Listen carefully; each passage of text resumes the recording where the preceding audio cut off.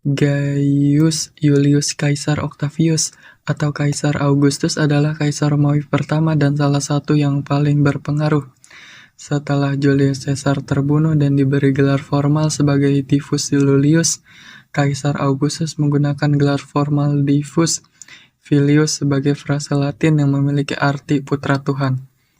Setelah Senat Romawi menetapkan status ilahi untuk Caesar sejak 1 Januari 42 sebelum Masehi, ia memerintah sebagai penguasa tertinggi mulai tahun 27 sebelum Masehi sampai meninggalnya tahun 14 Masehi. Maka dari itu, kita akan membahas singkat biografi Kaisar Augustus yang membawa bangsa Romawi ke masa keemasannya. Augustus Caesar adalah kaisar Romawi pertama yang memerintah setelah Julius Caesar terbunuh tepat pada tanggal 15 Maret 44 sebelum Masehi. Ia adalah anak angkat dari Julius Caesar dan termasuk orang terdekatnya. Ia memiliki nama asli Gaius Octavius atau sering disebut Octavian yang dilahirkan pada 63 sebelum Masehi.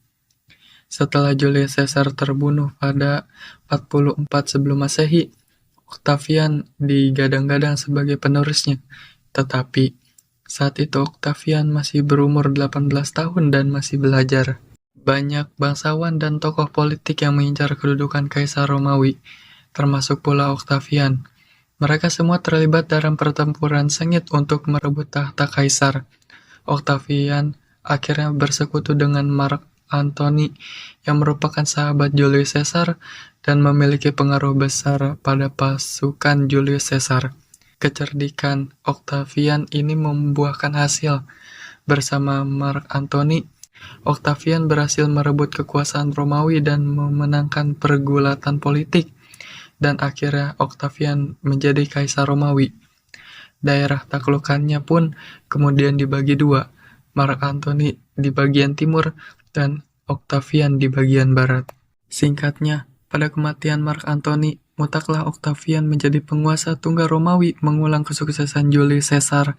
Octavian pun menerima gelar Augustus pada umur 30 tahun dan namanya lebih sering disebut sebagai Augustus Caesar. Sebenarnya, gelar Augustus sendiri diberikan oleh Senat Romawi yang artinya raja. Octavian sendiri tak terlalu menganggap istimewa gelar tersebut dan tak pernah merasa sebagai raja. Pada 27 sebelum Masehi, Octavian mengumumkan akan mengubah sistem pemerintahan kerajaan menjadi republik. Reputasi Octavian pun naik tajam, apalagi ia bersedia mundur dari sebagai jabatan yang dipegangnya. Namun, kenyataan ia tetap berkuasa atas Spanyol, Suriah, dan Gaul, yang merupakan basis militer terkuat Romawi.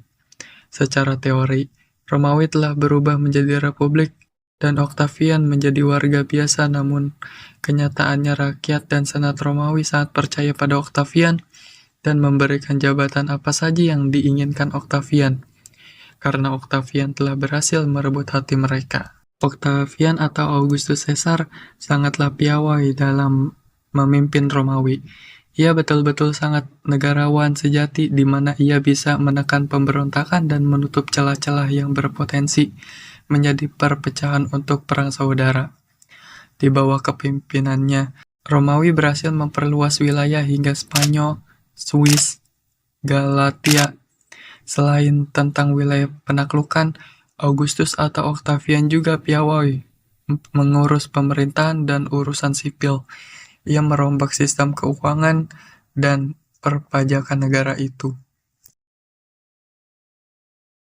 Augustus juga berhasil mengembangkan sarana dan prasarana publik seperti membangun jaringan jalan raya yang luas di segenap daerah kekuasaannya, membangun perumahan rakyat yang indah dan megah, membangun kuil-kuil dan mendorong Romawi menjadi negara yang taat beragama. Di bawah kepemimpinannya, keadaan Romawi teramat tentram dan sumber alamnya berkelimpahan. Rakyatnya makmur, negara aman dan tentram, seni, budaya, dan arsitektur berkembang pesat.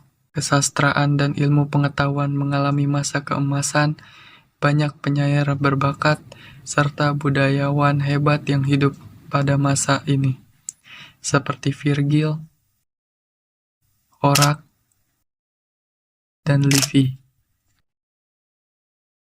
Augustus Caesar meninggal dunia pada 14 Masehi. Ia memerintah Romawi selama 40 tahun.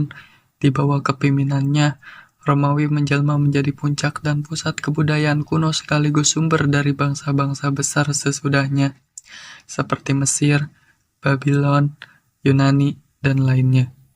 Walaupun Augustus belum bisa ditandingkan dengan kebesaran Julius Caesar, namun namanya sering disandingkan dengan Alexander Agung, Mao Tse-tung, dan George Washington. Segitu saja yang saya bisa bahas. Mungkin dari kalian jika ada yang kurang, mohon ditambahkan. Dan terima kasih yang sudah mendengarkan cerita tersebut. Terima kasih.